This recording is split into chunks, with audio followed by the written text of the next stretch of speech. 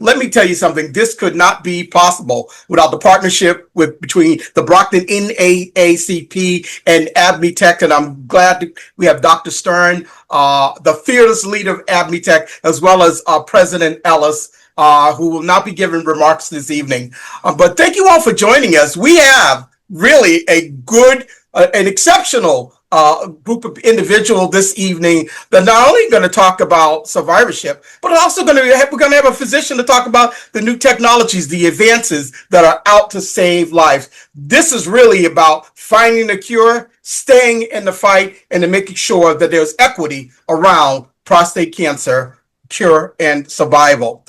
This evening, I'm going to introduce first the Brockton State House delegation. We have our good friend, Representative Pluff. Representative Pluff, if I'm looking at this, I think at this point we realize that it looks like the Senate is in session. So we're going to ask you to give us some opening remarks. Bridget Pluff. Thank you, Tony. Thank you so much for having me here tonight. And I just want to note that Representative Mendez is also on the call, joining us tonight. It's hard to see everyone. We have so many great people on the call. So good evening. I'm so happy to be here. Thank you for having me. I want to start by saying that I've seen firsthand how hardworking and passionate both AdMeTech and the Brockton NAACP are about spreading awareness about prostate cancer and on the importance of early detection. From my time as a staffer in the State House to now as a representative, I've just seen how amazing your work is. And too many men delay conversations about their health, whether it's because of fear or stigma or just life getting in the way.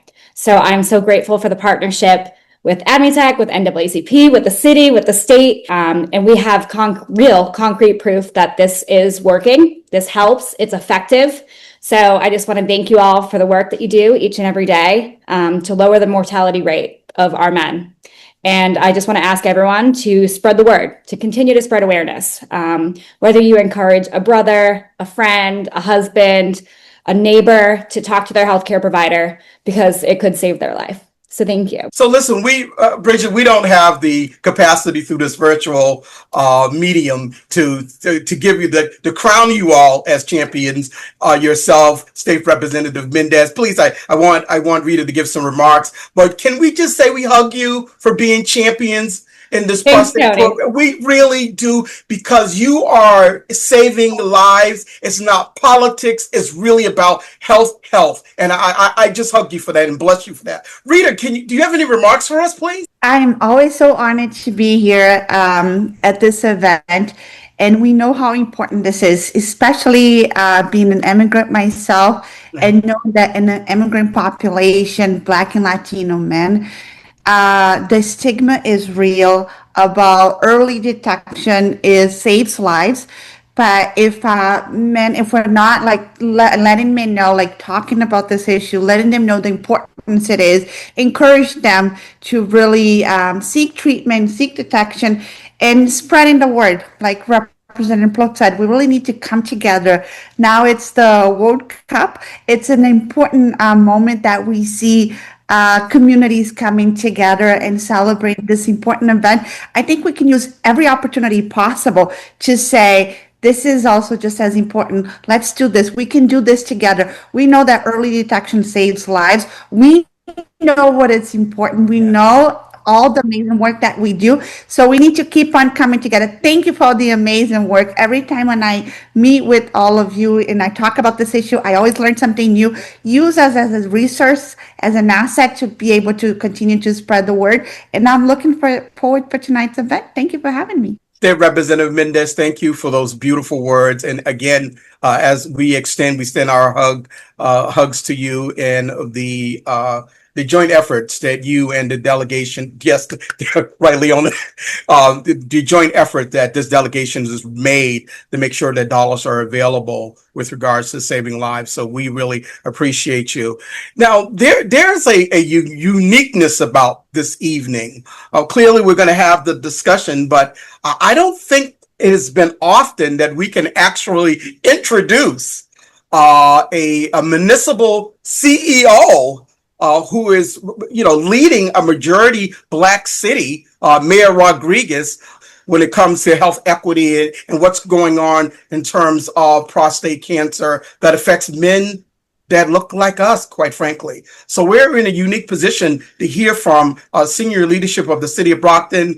Ladies and gentlemen, let me introduce you to Mayor Moses Rodriguez. Mayor Rodriguez. Hey, thank you, Tony, and thank you everybody that's here. Thank you the entire panel. It's an honor to be with you.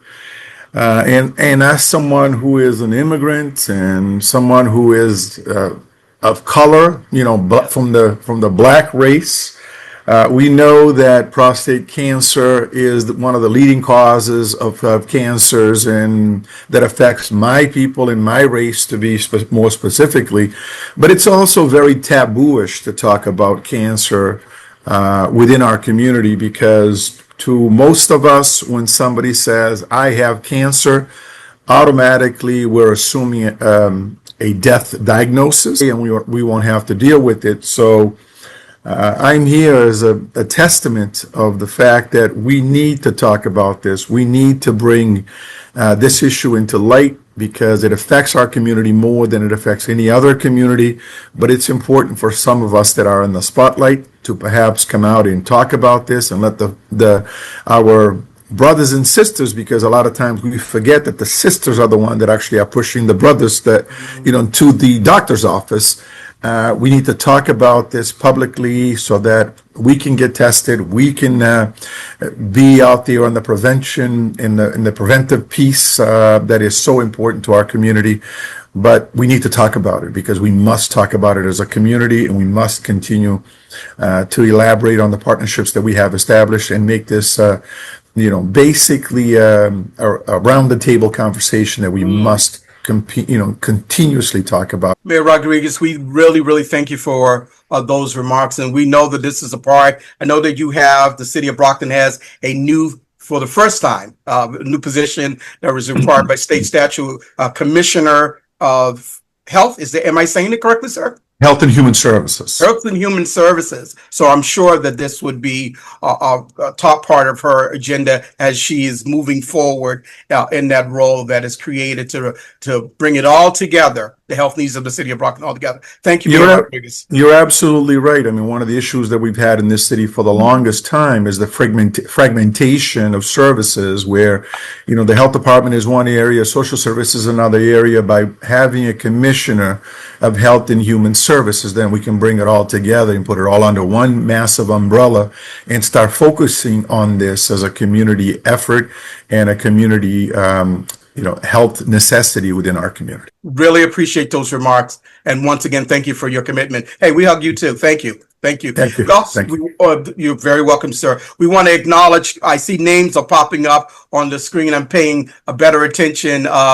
Bridget, you're absolutely right. It's kind of hard to see what's going on with these names popping up. So we also want to recognize City Councilor at Large, Jeff Chanel. Jeff, welcome to our prostate cancer event.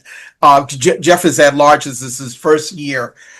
Right now, I'm going to go on. It looks like we are moving swiftly, which is good news, because I got a bunch of questions moving forward. I'm going to introduce you right now to Leona Martin. Leona Martin is a member of the executive board here at the Brockton branch of the NAACP, and she's also a member of the Health Committee. Leona. I do. Just some brief remarks. But first of all, I just wanted to say good evening to everyone. And thank you for being here. It's so nice to see your lovely faces. I always like to, when I get the opportunity to speak, I always like to start off by sharing with the audience how we came to meet Dr. Stern and her team, which was back in 2015. I can't believe it's been 11 years already. But I remember that she gave a presentation at the New England area conference of the NAACP. I heard her presentation, and oh my goodness, it just blew me away. And I ran over to her after the presentation to introduce myself to her. And then I brought her to Steve Bernard, who at the time was the president of the branch. And I said, Steve, I said, this is Dr. Stern. I said, we've got to do this in Brockton. So we, that was kind of the beginning That's right. where the Reverend Houston is the pastor, was then and is still today. And we had a very full house. I'll never forget that. And we continued to do programs over the years until COVID came. And then we had, because we were doing in-person events, and then we had to switch over to virtual events. And the nice thing is we still had the people come out and show up and listen, get educated. And, basically that's what we've been doing over the years is that, if I don't say anything else, I want to just say the importance of the work that we've done here in Brockton in terms of the prostate cancer awareness work that we've done. We always had men and women in the room share information. And I think that this community is so much better off, since we've started doing this work. Dr. Stern and her team have been absolutely amazing to work with. And, we've done probably 2 to 3 events every year for a very long time. And we know that the work that we've done has saved lives. So we, look forward to continuing what we're doing. We've always been very fortunate to have the support of our state and local delegations, which, obviously you need to have that if you're going to make any kind of an impact. And it all started out with the late Mayor Carpenter. And then we had, interim Mayor Rodriguez, who also was on board, then Mayor Sullivan, and now we've got Mayor Rodriguez again. So, it's just been a wonderful experience. It's been a great journey, and I just really look forward to continuing this work because it's so very important work.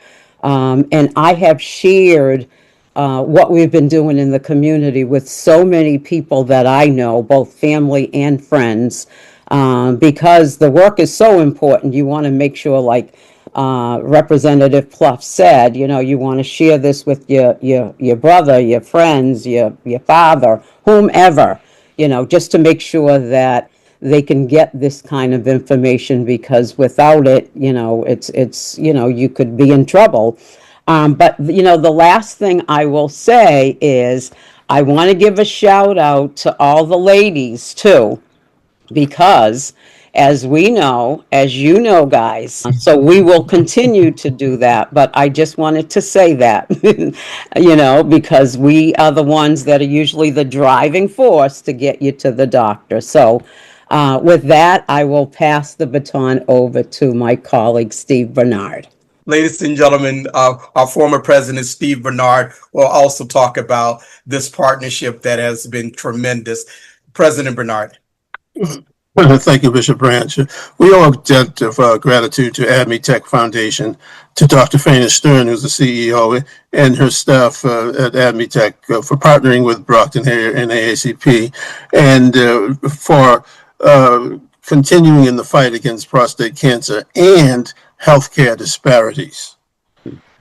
In 2015, when we started this program and this partnership, Brockton and Plymouth County had the highest rate of mortality for prostate cancer in the state, due in part to the work that we've done over the last 10, almost 11 years now, and holding forums at least twice, sometimes 3 times a year. The mortality rate for prostate cancer in Brockton and Plymouth County has been significantly reduced, mortality. We have presented prostate cancer awareness and education forums, as Leona has stated, continuously in person in the early years and in virtually since COVID. We're also very grateful to all those who have supported our efforts. We're very, very grateful, of course, to our state and local civic delegation whom we've heard from this evening. We're grateful to the faith community of the many churches that have participated and provided venues for us to give our presentations. We're grateful to social and civic organizations, their leaders and their individual members. And after the program have agreed to be ambassadors for prostate health in the Brockton area. We are very, very grateful to our mayors Carpenter, Sullivan, and Rodriguez. You heard from Mayor Rodriguez. Thank you very much, Rodriguez, for your remarks. We're looking forward to your leadership going forward and your continued support of our program. Special thanks to our president, Phyllis Ellis. Phyllis, congratulations and thank you for the years of support that you've continued to give to the AdMeTech Brockton Area NAACP partnership. Without your support, it could not have been as successful as it has, because the leader sets the tone, and you have been and continue to be a marvelous leader. Thank you so much. Thank you too for her committee leader, Janet Trask, who's always on the scene, and Leona Martin. And of course, with a smiling face, Bishop Tony Branch, who time and time again does an outstanding job of moderating and emceeing our programs. We look forward to hearing from you, and we celebrate your success and continued success. Thank you so much, Tony. Thanks to the prostate cancer survivors, those brave men who have shared their journey of prostate cancer with us, and to their family members who have provided testimony of how it is to relate to and support their men during these time of crisis. Thanks to all the medical professionals who have participated in our program. Thanks to the men and women. In 2022, AdMeTech launched the Prostate Cancer Equity Program, renamed the Prostate Cancer Resource Project. The NAACP New England Area Conference was among the original supporting organizations, and of course the Brockton Area NAACP is part of the New England Area Conference. Highlights of the project will be discussed by Dr. Stern later in the program. I hope you enjoy this evening's program, and I thank you from the bottom of my heart for continuing to support our efforts. Thank you so much. Thank you so much, President Bernard, for that presentation, for that salute and recognition, and specifically to President Ellis, who's done an extraordinary job coming from your mantle. So we really appreciate the remarks that you've made this evening. Isn't this just a wonderful group of individuals? So at 6:53, we're going to go on with our introduction of Dr. Ryan E. Frankel. Dr. Frankel, if I've said that wrong, charge it to my mind, not to my heart. He's a board-certified urologist with over 20 years of medical experience, educated with regards to undergraduate, a BA at the University of California at Berkeley, master's degree from the Chicago Medical School, and did his residency at Baylor University. His medical degrees from Tufts University of Medicine, and he tonight will give us all the new details regarding this fight against prostate cancer. Dr. Frankel, we welcome you. Tony, thank you so much for your very kind words, and I appreciate that. And I think this is my fourth or fifth time speaking at this event, so I really appreciate the fact that I've been invited back. I guess nobody's throwing tomatoes at me, so that's a good thing.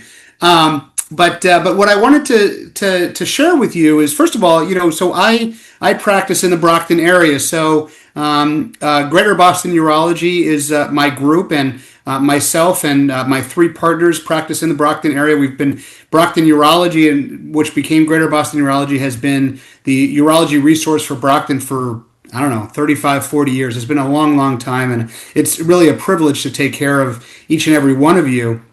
And I think this program is very, very valuable. As has been referenced, the rate of diagnosis of prostate cancer among African American men is higher than the general population, and the mortality rate is also higher. And so I think increasing awareness of this is very, very valuable. I want to start by, I was asked to speak about techniques of screening, diagnosis, and treatment, and I'll point out a little bit about what treatments are new, what treatments are old, and what's important. And I think the first thing I want to talk about is, with screening is the first discussion. And, the hallmark of screening remains the PSA test. The PSA test came out in the 90s and has really been the hallmark the entire time I've been in practice. It's a blood test. It should be a part of every standard panel that each and every one of you goes for on your physical exam. I will tell you, there's been a real positive development, I think, as far as PSA testing and the rate of PSA testing. There was a time, it's about 10 to 15 years ago now, the U.S. Preventative Services Task Force recommended against PSA screening, that there was questions related to the efficacy of screening as far as survival versus the adverse events related to treatment. Definitely the pendulum has swung back in the other direction. And certainly the vast majority of primary care physicians today are including PSA testing in men. The target range probably between 45 and 70 years of age to be screening for prostate cancer and doing the PSA testing. Just like you're checking for cholesterol, you're checking for diabetes, check the PSA test as well. I think I probably have to stress this a little bit less than I have in the past, but I want to make this point that I want each and every one of you to be your own advocate. If you're seeing your doctor, there are still doctors that question the value of the PSA testing. Be your own advocate, ask them about prostate cancer screening, and especially as an African American male, your risk is higher, your risk of diagnosis is higher, your risk of death is higher, and so early diagnosis is critical. There are some additional screening tests available now. There are some blood tests and some urine tests, as well as the digital rectal exam is part of the screening process. As far as diagnosis, there's been a lot of new developments here. So, if you were to have a PSA test and you were to have an elevated PSA test, the reference range we generally use is a PSA of 4. But if you have a PSA above that, you would be referred to a urologist, usually someone like myself, and you would be recommended for a biopsy. But there are some additional diagnostic options. MRI now is also a hallmark of the diagnostic testing. Some of us use MRI before biopsy, which can help. You can target specific areas of the prostate that are suspicious on an MRI. Some of us use the biopsy first and then do an MRI afterwards should the PSA continue to rise. But either option is very, very valuable. And the MRI is definitely a very valuable tool. So the Gleason score refers to when a pathologist looks at a specimen under a microscope, they will see the characteristics, and there was a Gleason score going from 6 to 10, and 6 being the lowest, 10 being the highest, and you would favor more aggressive treatment the higher the Gleason score was. But now we still use the Gleason score significantly, but now there's a number of other molecular tests that we use that really can be very helpful and as an adjunct to try to predict which patients benefit most from treatment. And I think that's a really critical point. And it actually gets back to what I was mentioning earlier, where this U.S. Preventative Services Task Force talked about. What's critical about prostate cancer diagnosis and treatment now is that we identify those patients that will most benefit from the treatment. Unfortunately, the treatments do have some morbidity associated with them, effects on urinary function, on erectile function, effects on bowel function. And so we want to be careful. And some of these additional diagnostic molecular tests that are available really can help us hone down to those patients that most benefit from the treatment. Another really valuable development in diagnostic testing is what's called the PSMA PET scan. Really has been, I'll tell you, a very, very valuable tool. when we diagnose someone with prostate cancer, we really want to know whether it's spread outside of the prostate. Has it spread to the lymph nodes? Has it spread to the bones? And those are the primary landing sources of prostate cancer. And we previously would use CAT scans and bone scans to do that testing, but these tests were, they were the best that we had. But over the past 3 to 5 years, this PSMA PET scan has really revolutionized the way we detect spread of the disease. And what the PSMA PET scan involves is you get injected a tracer with an antibody to PSMA, prostate-specific membrane antigen, which gets overexpressed in prostate cancer. And so, and then attached to that antibody is a nuclear tracer, and it'll light up. So invariably, if someone gets diagnosed with prostate cancer and we do a PSMA PET scan, the prostate itself will light up, and you'll see that. We know they have prostate cancer at that point, so that's not particularly valuable. But what's very valuable is if you can see evidence of spread in other parts of the body. Again, lymph nodes and bone would be the primary landing spots. And if we find that, it certainly changes the way we treat the cancer. So I would say, I was asked to talk about new diagnostic testing, and the PSMA PET scan, I would say, has really revolutionized things. As far as treatment goes, the hallmark of treatment for localized prostate cancer, which is if you have that PSMA PET scan and you don't see evidence of spread, no lymph nodes light up, no bones light up, the hallmark of prostate cancer treatment remains the same that it's been for a long time, which is external beam radiation therapy and prostatectomy. Certainly prostatectomy is largely done robotically now with smaller incisions and a faster recovery. But localized prostate cancer outside of the robotic development, which really is over 10 years old now, so that's not even that new anymore. There hasn't been dramatic changes. But what's really changed with the treatment of prostate cancer is the treatment options that are available for people with metastatic disease, those people that do have spread of the disease. So previously, all we had to offer people with metastatic disease, and I'm talking about this is over the past 10 years, we had hormonal therapy, and prostate cancer responds to testosterone. So the hallmark of treatment has been lowering that testosterone level, which will bring down prostate cancer growth. Other than that, the only other thing we really had was chemotherapy, which was very morbid and had a lot of side effects and was not terribly effective. But now there are so many other agents that we have to offer people. There's all kinds of pills. There's immunotherapy. There's nuclear medicine therapies. And so consequently, I heard someone say, I forget who mentioned it, that prostate cancer, we don't like to talk about cancer. It's taboo because you hear the word cancer, it's a death sentence. Not so much anymore.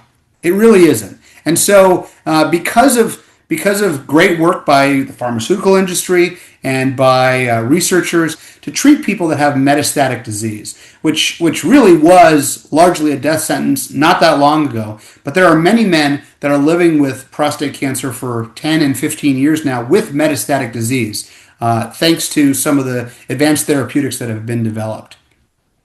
So I'm gonna stop there and I welcome any questions that anyone has. Dr. Franco, do you have to go after your presentation? I have a few minutes to answer questions. So can you, and I hope you all don't mind me just asking a couple of questions. If you have questions, just raise your hand. Leona Martin has a question. Leona, just give me at least two questions. I just wanted to, so I do health equity work on a daily basis. We all are talking about the big, beautiful bill. That's their language, not mine. The bill clearly is devastating to our community. So the big, beautiful bill and the reduction of funding for health across the American landscape, how does that affect the emergence of new technology right now? Or does it not? I mean, I have to admit I'm not that aware of it, but certainly I do know that it does limit access to Medicaid for all kinds of patients, and I do worry about what that means for some of my patients, in Brockton and in small towns around America, being able to access these services. As we've talked about, early detection is critical with this disease. Yeah. And if you can diagnose it when it's localized to the prostate before it's metastatic, your outcomes are going to be much, much better. And unfortunately, I think that largely it's easier to access emergency care. Well, there's laws that require emergency care, and people can access that. But the sort of outpatient services where you're going to detect these things, that's where some of these limitations on access to healthcare are going to be affected. So yeah, I worry about the same thing that you do, Tony. I appreciate it, Dr. Franklin. And one more quick question, Leon, I'm going to get you. So, Doc, you've done this with us, and we come up with these questions because we're pretty much uncomfortable with the American healthcare experience. So when we hear, and one of the points that you made, we're looking at which patients benefit the most. We have for decades have had physicians, have had the industry say, well, all those the black folks, they just don't need it. They're not affluent, they don't have help. When you say those words, could you explain it a little bit deeper around which patients will benefit the most? That's not really what I was talking about, actually. But what I was referring to is the fact that, and as I said, the reason that this whole PSA screening fell out of favor 15 years ago, yes, was because we were seeing that a lot of men were getting treated for prostate cancer that did not benefit from it. As I mentioned, the treatments do have some significant, what we call morbidity or long-term side effects, urinary function, erectile function, bowel function. And because of that, we were treating a lot of patients with low-grade disease that likely were never going to suffer any adverse events from their prostate cancer. And so, I commend my urologic community in really being much more selective about who we treat, because we don't want to affect people's urinary function or erectile function for those patients that are not going to extract benefit from treatment. And so I think that, as I said, some of these molecular diagnostics are really helping us to key in on those people that are more likely to die from untreated prostate cancer and treat them early, and those people that are not likely to die, that are not likely to be affected by the disease, and not treat those people and just watch them and monitor them. And that's, I think, a critical aspect that's changed in prostate cancer, very much for the benefit. We love that hypothesis. We thank you for that. Steve, I got to get to Leona. She's going to get me. Leona, and then Steve Bernard, Leona Martin. Yes. Thank you, Dr. Frankel. Yeah, so Dr. Frankel, did I hear you say that between the ages of 45 and 70, that was when, the PSA blood tests were pretty, not so much standard, but that's typically when it happens. Why does it stop at age 70? And is there an exception? Because I'm thinking, what if you're someone who previously had prostate cancer that could potentially come back after age 70? Leona, great question. So no, so first of all, that age 70 and 70 or 75 is really that only refers to screening. So your question about patients that have previously had prostate cancer, when someone's been diagnosed with prostate cancer, we're monitoring their PSA for life. So that's a whole different situation. Yeah. The reason that we sort of recommend stopping PSA screening after the age of 75 gets back to what I was just talking about, which is that the morbidity associated with treatment usually will outweigh the benefits of survival that patients will get from treatment once they reach a certain age, because likely they're going to die of something else before the prostate cancer gets to them. But certainly for patients that have a diagnosis of prostate cancer, that age limit doesn't apply. Okay. All right. Thank you. Thank you. Steve. Yes, Dr. Frankel, you mentioned for people with metastatic prostate cancer that among the treatments recent treatments is immunotherapy. Could you explain what immunotherapy is and give an example of immunotherapy? Yeah, so the primary immunotherapy is what's called Provenge. So what Provenge does is for patients that have, and actually I really didn't get into this, is what's called castrate sensitive versus castrate resistance. I mentioned before that the treatment is to lower the testosterone level, but for patients that are castrate resistant, so you're lowering their testosterone, but yet their prostate cancer is still growing, their PSA is still rising. They extract some what's called a plasmapheresis, and they cycle it and expose it to a way to actually fight the prostate cancer with immunotherapeutics. And so, this is, and then it gets reinfused into the body. It's really a very good option. It actually was the first treatment that came out after we went beyond chemotherapy, and there's actually a lot of other treatments now, but certainly still the immunotherapy was called Provenge, or Cipocel T, is definitely part of the armamentarium we can offer a patient who's in this castrate-resistant category. Okay, great. Thank you. Dr. Frankel, you're awesome. Thank you so much. I appreciate it. Thank you so much.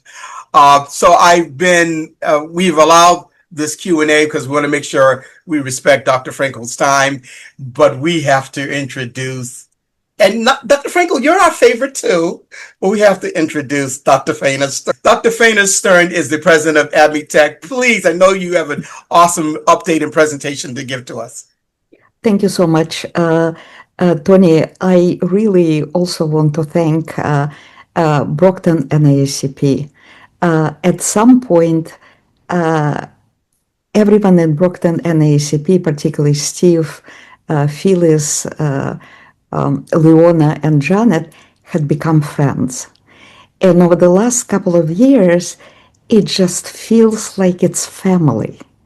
And it just feels like family that we became very proud of, because together we started. I remember Leona coming to me in 2015 because I was talking about Brockton and Plymouth County leading the state in Black mortality. And we right now, because of extensive efforts in public awareness and clinical care equity, over the last 5-6 years, we had seen sharp drop in about 55% drop in Black mortality, 30% drop in white mortality, and essentially almost near equalization of outcomes.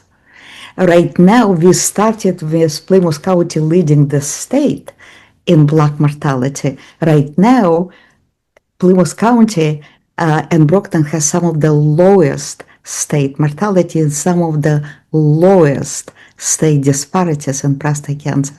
Thank you to our family. Thank you to Bridget. Thank you to Rita. Thank you to members of our delegation, to the Brockton delegation, to the State House, who are supporting us day in and day out about the status of our funding. Thank you to Mayor Rodriguez, who trusted us and opened the door to bring our efforts and our program at prostate cancer. Thank you to everyone in Brockton. We are very glad to George. Thank you for trusting us with taking care of you through our prostate cancer clinical care equity program. Also, I would be remiss if I did not mention two very important people from AdMeTech Foundation who are with me today. One of them is Thomas Satam, who is a key member of our staff in charge of community outreach and public awareness, and Emma Coyert, who is managing our clinical care equity program, and Emma will say a few words later. But right now, as many of you probably know, we sort of gave up on live PowerPoint presentations because we had so many problems, and we'll start video of my remarks. My name is Faina Stern. I'm a physician and founder of the AdMeTech Foundation, a nonprofit organization providing leadership, for groundbreaking programs in prostate cancer at the state, national, and international levels. Our programs have been transforming prostate cancer care for everyone and reducing health disparities in Black, Hispanic, and Latino men. I am grateful to Brockton NAACP for a long-term partnership that was born in 2015 and made it possible for us to have multiple joint programs, including our event today. I'll briefly review AdMeTech's prostate cancer program and focus on our equity resource project. AdMeTech prostate cancer programs created a Massachusetts model of national leadership in public awareness, medical education, and research and clinical care equity. We are grateful to Governor Healy, President Spilka, Speaker Mariano, and many other Massachusetts legislators who made this program possible. In particular, I'd like to thank members of the Brockton delegation to the State House who championed our program, including prostate cancer awareness event we have today.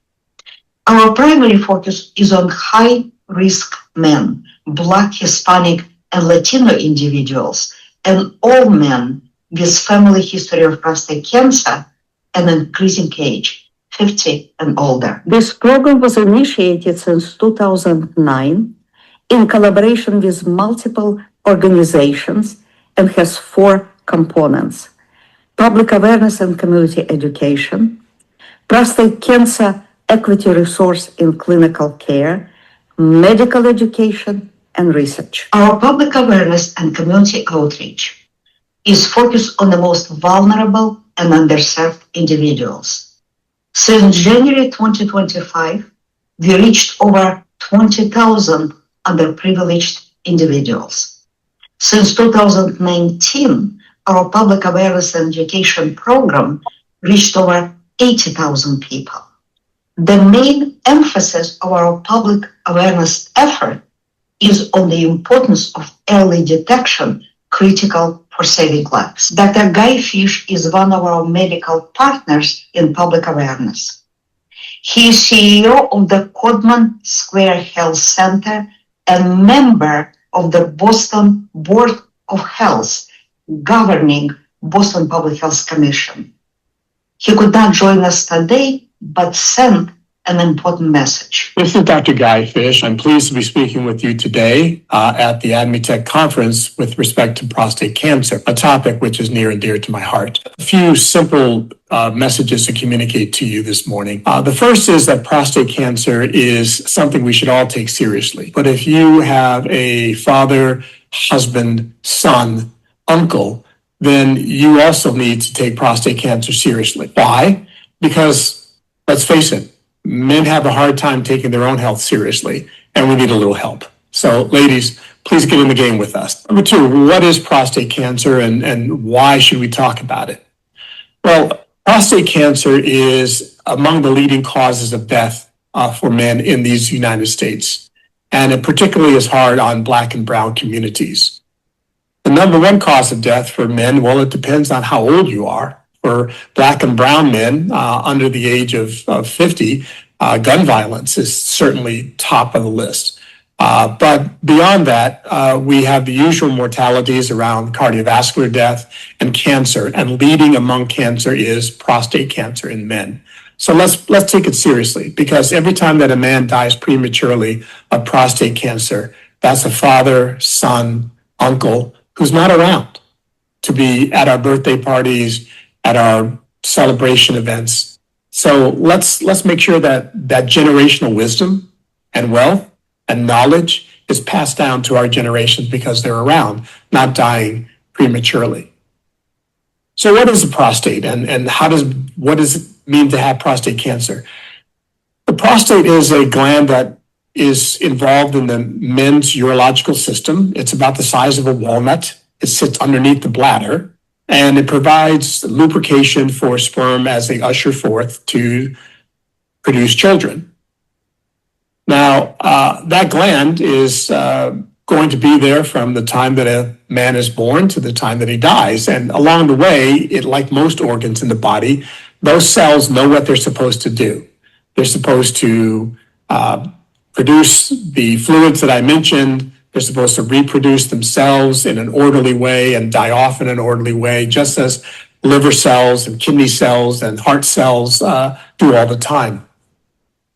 But in the prostate gland, there's a possibility of cancer developing. And cancer means that the cells have forgotten who they are. They've forgotten certain rules about not continuing on forever, acting like they're immortal.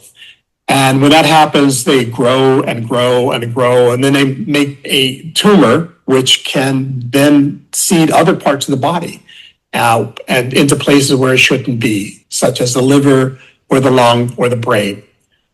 So what we want to do when we are able to is to use the tools and technologies that God has made available to us through human intelligence to detect prostate cancer early. Early detection and prevention are the keys to getting to better outcomes with respect to any cancer, but particularly for men in prostate cancer. So the good news is that it is actually fairly easy to detect prostate cancer early on. What is that and how do you do that? Well, the first thing you need to do is, again, recognize that you should be checking up on your health with your doctor. So men, let's schedule those doctor's appointments. We know we don't do that, but we really need to get a scheduled doctor's appointment. And in that doctor's appointment, ask them to please check our prostate. Why? Because African American and brown men have a higher rate of death from prostate cancer. It's not that our biology is different. It's that largely we don't let it become detected until it's too late to do something about it. Most men who have a prostate that is developing a tumor will probably die of other things many, many years later. But some may require surgery because it's moving aggressively or is at risk of spreading. And in that case, there are prostate surgeries which are done mostly robotically these days and minimally invasive, so you don't have to have a big scar like in the past. So what I'm describing is a journey which should engage you in terms of your desire to be here for your children, your grandchildren, your wife and family. It isn't scary. It's just a necessary type of screening that you need to do to be mindful of how you are doing, how your body is doing. You need to take ownership of that. The most important thing of everything that I'm saying is that you need to own this. You need to be an advocate for your own well-being. If your PSA and your prostate exam are going up, you may want to have more specialized testing done. There are new tests that are on the market which are helpful in determining which of these tumors are actually aggressive and which ones are pretty indolent, and you can let them sort of not be bothered with for a while until it changes its characteristic. But you really have to be an advocate for your own health. And that's the most important differentiator between the outcomes in Black and brown communities and the majority of population. How aggressive are we being, making those appointments, speaking to the doctors about what we want, and following up on those test results? That's up to you. And it's really up to you to ensure that you're here for your loved ones. So my personal history, my father died of prostate cancer. It was detected a little bit too late for much to be done. He was someone who, like most men, didn't really get his physical exams in on a regular basis and went on to pay the consequences. So I don't want that for you. I just had my annual exam last week. My PSA is in a normal range, thank God. And I will check it again next year. So I hope that when next time we meet, you can tell me that you've done the same. The centerpiece of our medical education is AdMeTech's annual Global Summit on Precision Diagnosis and Treatment of Prostate Cancer. The latest 9th annual conference took place in September last year. Over 400 physicians took part in this event from just about every corner of the globe. Our media partners published over 60 scientific presentations, reaching over 35,000 international clinicians. Our summit brings together the key international experts representing every clinical expertise to review the best emerging clinical practices and research priorities. Indeed, our summit has been recognized as a seminal event in shaping the state-of-the-art and future vision for patient care. It is difficult to find any corner of the world that has not been reached by this event. In our research, based on the summit recommendations, we focused on image-guided, minimally invasive treatment of prostate cancer. These procedures are called male lumpectomy to draw a parallel with minimally invasive treatment of breast cancer that has been available to women over 25 years and replaced radical mastectomy. Accurate imaging, including MRI, makes it possible to identify and remove prostate cancer while sparing surrounding normal tissues. This is in sharp contrast to radical surgery when the entire prostate is removed. Male lumpectomy can be performed in ambulatory clinics with reduced complications, discomfort, and cost compared to radical surgery. And yet, over the last several years, our summit showed that male lumpectomy has remained experimental for more than 45 years. At the same time, when breast lumpectomy became a new standard of care. 3 years ago, in 2023, based on the summit recommendations, we established international working group to accelerate transfer of male lumpectomy from laboratories to patients. The study was initiated in 2025. In Massachusetts, at least 25% of men newly diagnosed with prostate cancer each year will benefit from access to male lumpectomy with significantly improved quality of life. Expected cost savings are estimated to be at least $40 million in procedural costs and additional $40 million in hospitalization costs. After learning about minimally invasive treatment, many women 25 years ago were willing to have breast cancer screening, and we had seen a significant increase in early detection as well as decrease in death from breast cancer and related health disparities. We expect to see the same impact of minimally invasive treatment in men and prostate cancer. Since 2021, our summit highlighted that equal access to high-quality care is the key factor in improving patient outcomes for all men and eliminating health disparities in Black men.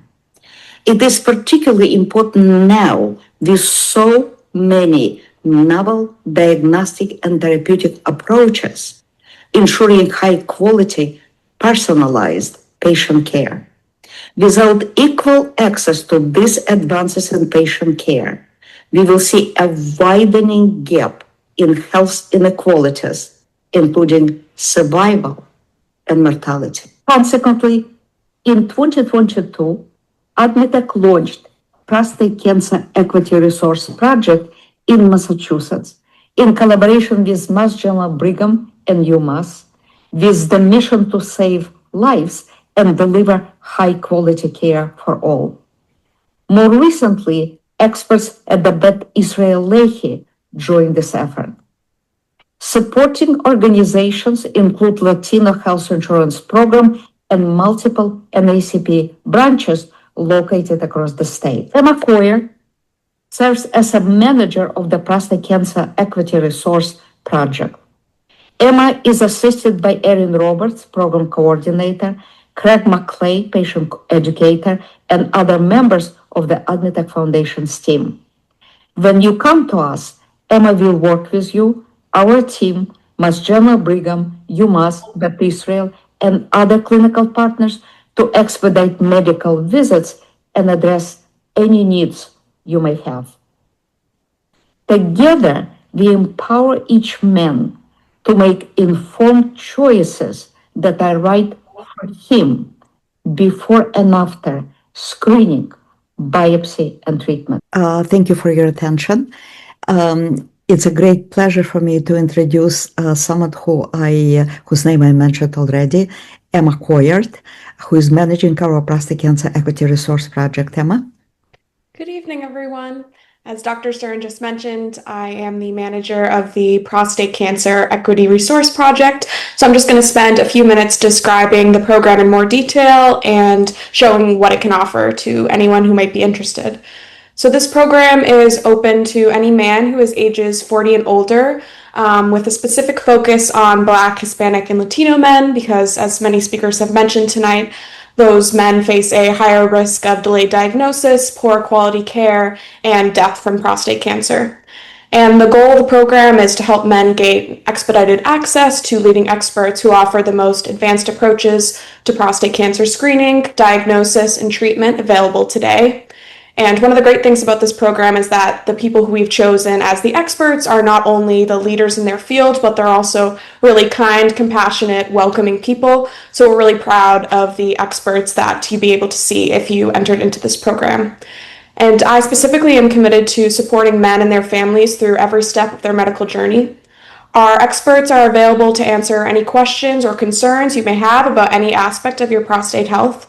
So this includes anything from understanding what your personal risk factors might be to exploring the options before and after biopsy, treatment, screening, or anything that you really have questions or concerns about. The program also uses a streamlined referral and care coordination process to ensure that every man gets a really personalized and high-quality experience, and we work closely with each person to make sure that no one is feeling overwhelmed, left behind, or is struggling alone, as people often face when they're going through their cancer journey. And this is actually especially important because in Massachusetts, Black men are actually 22% less likely to comply with life-saving care recommendations. So we're really proud that we have this comprehensive support model to make sure that no man is falling out of the medical care system or is falling through the cracks. So we're proud of a lot of those success stories that this program has had. So if you have any questions or need any assistance, as Dr. Stern mentioned, I can be reached at 617-523-3535 or by email at coordinator@admetechfoundation.org. I'm also going to put that in the chat in case that's easier for you. That's about it, but thank you so much for your time today, and please don't hesitate to reach out if you, a family member, a friend, anyone in your community has any questions or concerns or would like any second opinions. Our call to action tonight is definitely that we're here for you as a resource, and I spend most of my days helping people out, and we have so many positive success stories of men who have gone through this program, so we are definitely here for you. Thank you. Can we give him, Dr. Stern, I know you have more, you're going to do the introductions for the other presentation, but can we give Emma a hand clap? Thank you, Emma. We salute you for your work, really do. Thank you so much. Well Dr. deserved. Stern. Well deserved. Thank you, Tony. I would like to share a recent example how the program managed by Emma is making a difference for real people. At around February 25, we had an appointment with State Representative Russell Holmes, who is a former leader of Black and Latino Legislative Caucus for many years in Massachusetts. And it's not, we came to him asking him for his support, but it's not the first time when Representative Holmes expressed to us concern about prostate cancer care for his constituent. And 2 days later, on February 27th, this man, Richard Myers, came to us, and he was quite disappointed by his care and quite concerned because he felt that his physician was insisting on surgery or suggesting radiation treatment without giving him full information or all the options that may be available to him. We refer him to an outstanding physician at Mass General Brigham. Actually, Dr. Adam Keibel, chair of urology at Massachusetts General Brigham, and Dana-Farber. Dr. Keibel, average wait for Dr. Keibel's appointment 6 months. He had given Richard an appointment within 3 weeks. 2-3 weeks. On around March 4th, 1 week after Mr. Myers contacted Dr. Keibel's office, he was asked for a referral from his physician, and he was not sure how to go about it. And we explained to him very specific steps he need to follow. 2 weeks later, he saw Dr. on March 18 this year, he saw Dr. Keibel, and he was thrilled by how much time Dr. Keibel spent with him, how prepared Dr. Keibel was for this appointment because he reviewed all of his clinical information provided by his primary care physician, how much attention Dr. Keibel had given him in terms of explaining all the options, answering his questions.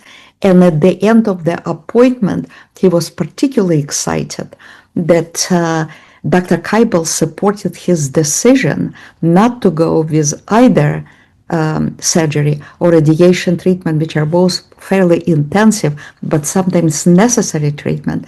But Dr. Keibel did not feel it was necessary, and he recommended to him a careful observation, which is non-invasive approach to treatment.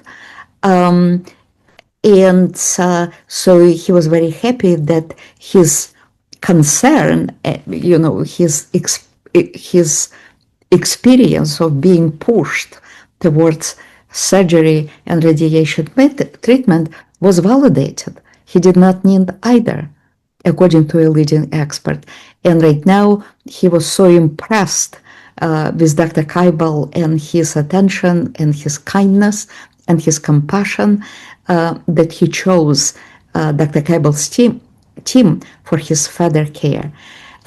He was so excited about his experience and avoiding unnecessary treatment that he offered to provide the video. And here is Mr. Myers' story in his own words. We ended up talking to a urologist. So with the urologist, back to the PSA scores being slightly elevated, I did have a digital exam.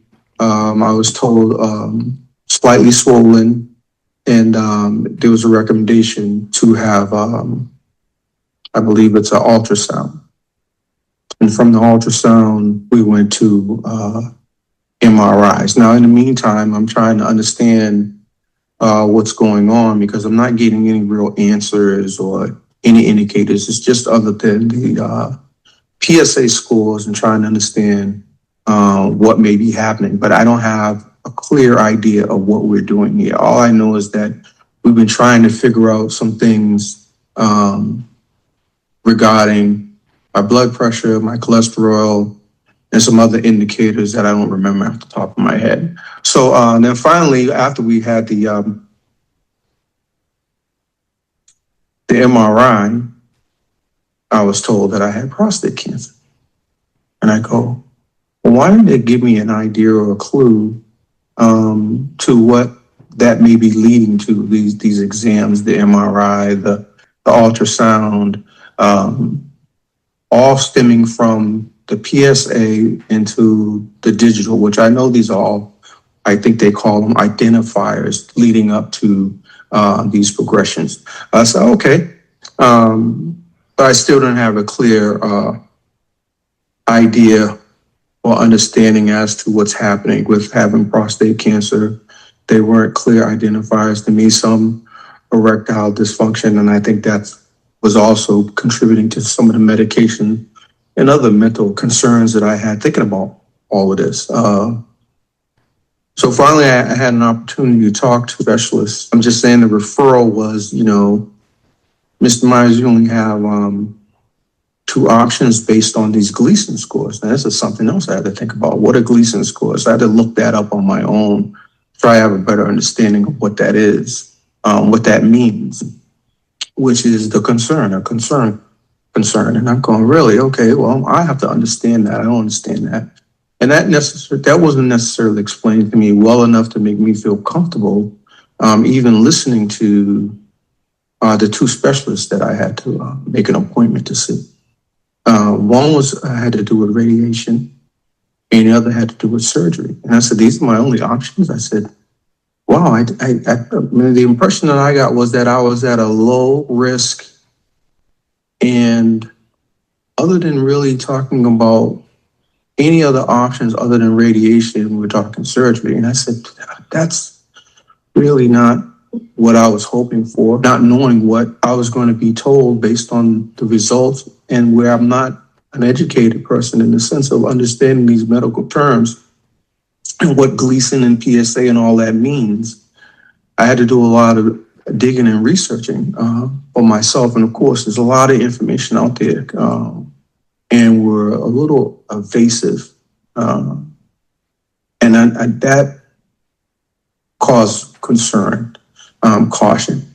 So I talked to some friends who I knew were going through similar things and did have a procedure and was trying to understand what it is that I need to be looking for. What should I see to know for myself if this is what's going to happen? And then once I started reaching out, trying to find out more information that would help me, then that's when a friend referred me to AdMeTech. And I appreciated that referral very much so, because I talked to Dr. Stern, very nice lady, very kindly spoken. And she helped me to understand that, I have every right to have the concerns that I have, and I should have my answers for the questions that I have regarding this whole thing about my life now going to go through some kind of change. If you don't make the right decision, it's just a big change. And I know that because of the testimonies of 2 or 3 people that I talked to. And I appreciate the quickness in the response and her efforts and the willingness to help me by referring me to someone else who can give me some answers. And I appreciate that very much. The person I did talk to, it was Dr. Adam Keibel. And I liked him. Not that I didn't like the other guys. The other guys was just real technical. And I don't have a problem with technical as long as they're good at what they do. But at the same time, for a person hearing that they have prostate cancer, or any cancer for that matter, anything that's that concerning for the first time, I think there should be some, I don't want to say necessarily kindness, but at least some thought behind who you're talking to. This is not another number or another person, okay, that you see thousands of in a month or a week, or how many, whatever the number is. Don't treat me like that number. And that's how I felt in the first 2 conversations with the 2 specialists that I spoke to. But with Dr. Keibel, I did not have that feeling. I had a genuine rapport with him, and he was willing to take the time that he could allow to give me, to share with me some things to give me a better understanding. Now, I thought, in all honesty, that he was going to tell me the same thing that I was already told. It's either surgery or radiation. And that wasn't the answer that I got. I got one that was more less evasive, if you will. One that was, well, you're not there. And he explained to me the elevation of the PSA and how sometimes that those can be read a different way depending on how it's perceived. And not to say anything negative about anyone, he was just saying, some experts may see something a little different. And the same thing with my MRI. Of course, he looked at the records, the identifiers, to show that, so he can understand how to have this conversation with me. And he also performed a digital examination. to help me to understand that he needed to see or feel for himself what's going on. And the confirmation was, no, you're not swollen. And so this seems to be normal. Him being a surgeon and an expert at his craft, he confirmed with me that that's not something that he would recommend, which is surgery, the removal of the prostate. And I was kind of surprised. And I said, why? Because I wasn't expecting that answer. And he took the time to explain to me 3 different scenarios. One, radiation, the other was removal, and the other one was observation, monitoring. And why each one of them were recommended, but why we wouldn't choose the 2 of the 3, if you will. And then we also talked about radiation, which is like a fusion type process where it's like a saber or laser radiation concentration, and you'll probably have several sessions depending on, what it takes to take care of that. And of course, there's side effects that you have to deal with concerning that process.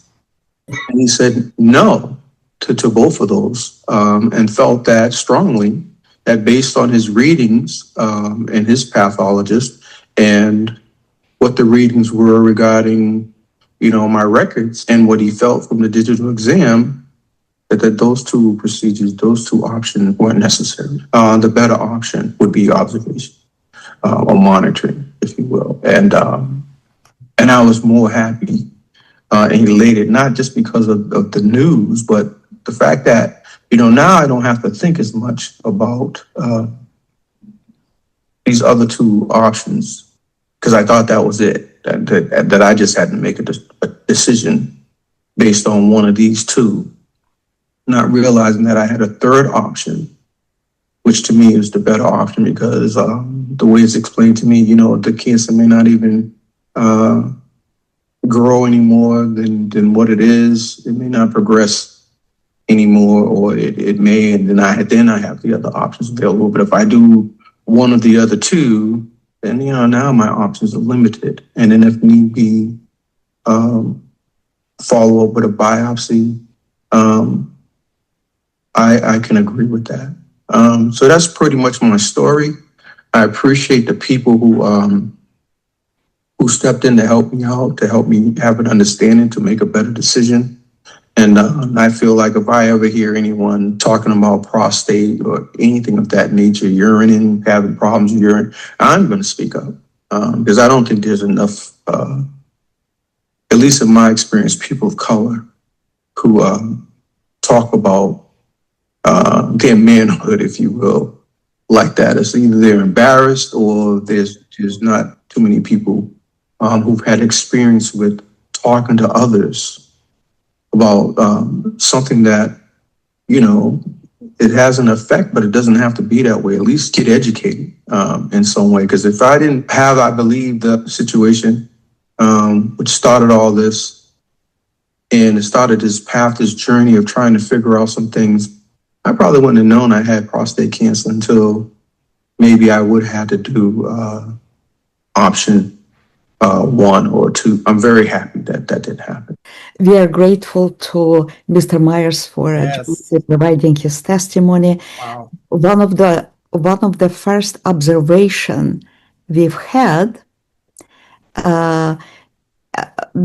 was that how many men, including men of color, came to us and they were recommended surgery or other invasive procedures. And our experts who have access to highly precise diagnostic tools would recommend against invasive procedures. So, and yet there were men who absolutely had life-threatening prostate cancer and needed to have treatment right away. We have extraordinary physicians, not only, as Emma pointed out, not only because they are at the top of their fields, but because we handpick for our program people who are most kind, most compassionate, most understanding, and most passionate about eliminating health disparities. People like Dr. Kaibel, who saw Mr. Meyer within 3 weeks instead of making him wait for 6 months. We have incredible physicians, AdMeTech staff.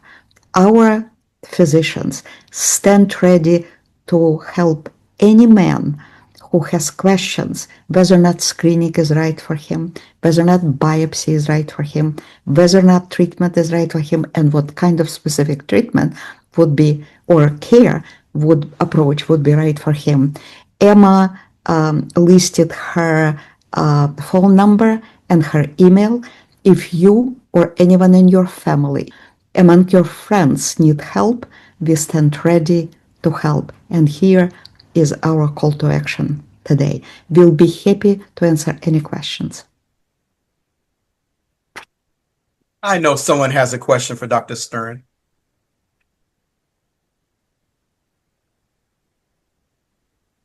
Well, I think folks are shy tonight, but this kind of segues backwards to what I was asking Dr. Frankel around the question of who's making these decisions about which patients benefit.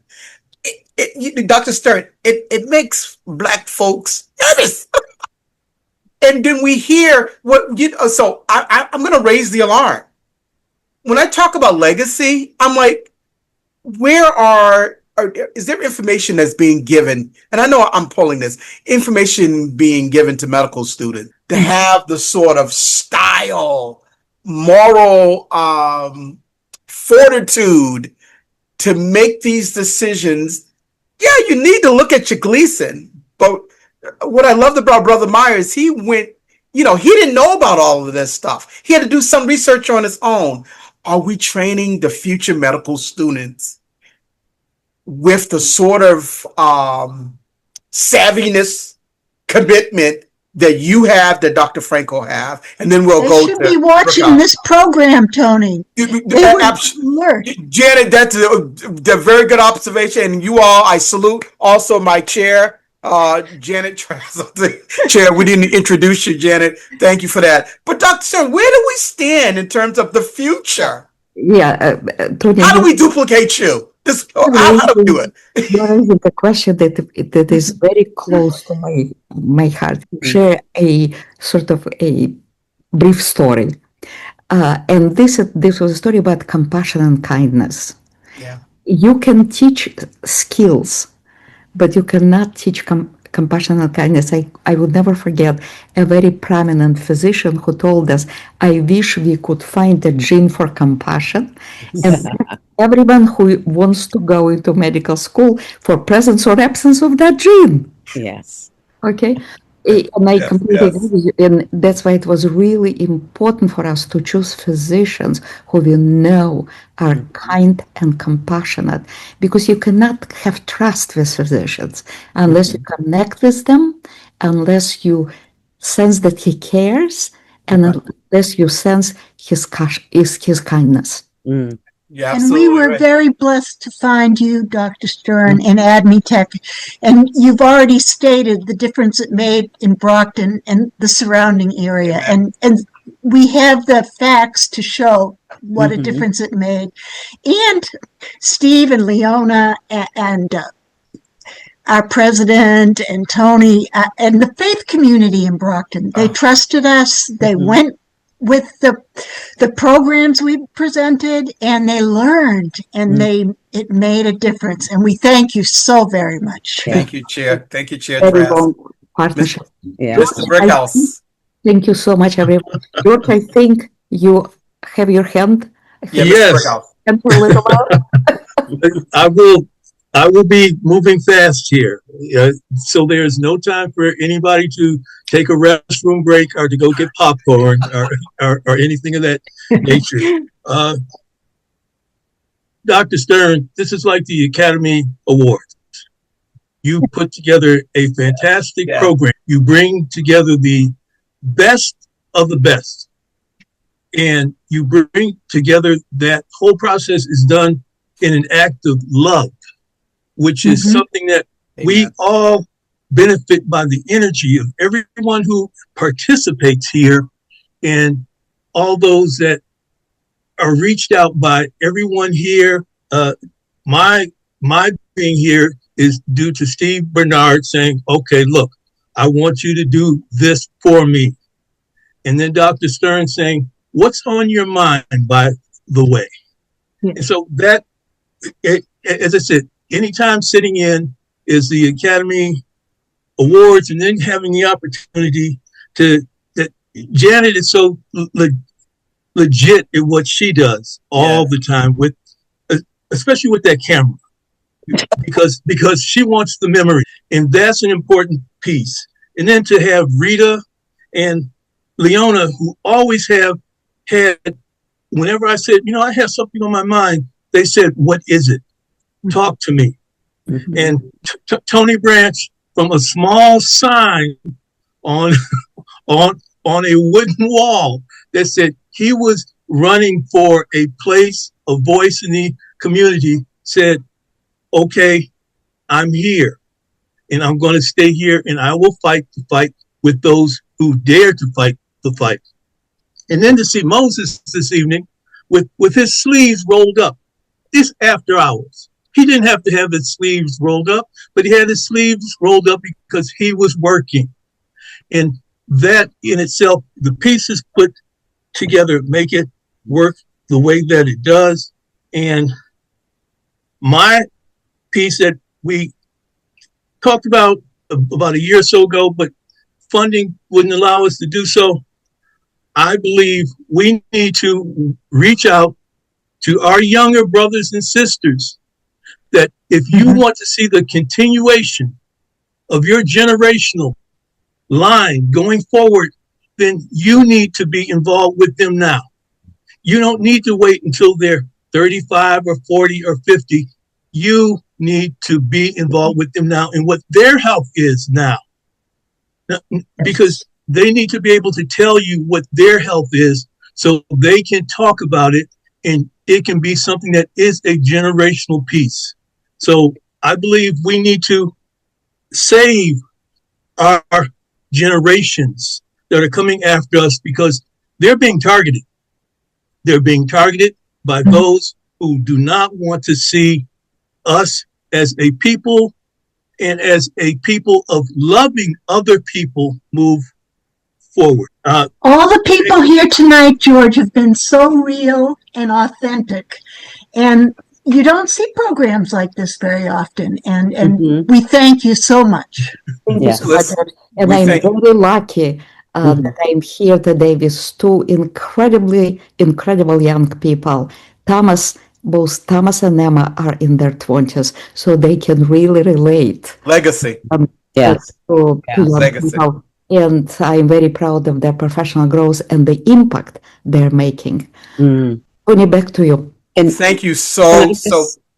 We have less than 30 seconds, Leona. You have 10. Oh, okay. You know what? I just wanted to say real quickly, and we've had other people that have given their testimonies, but I have to say that Mr. Meyer's testimony just really, really warmed my heart, because he broke things down, and you could feel that he was just so appreciative and just passionate about, the fact that he was able to be in touch with Dr. Stern and to have a doctor that got it, that had the personality and just the I don't want to, I could say the love, but I mean, he just really had the compassion, to be able to be honest with him and give him his options. And that's critical.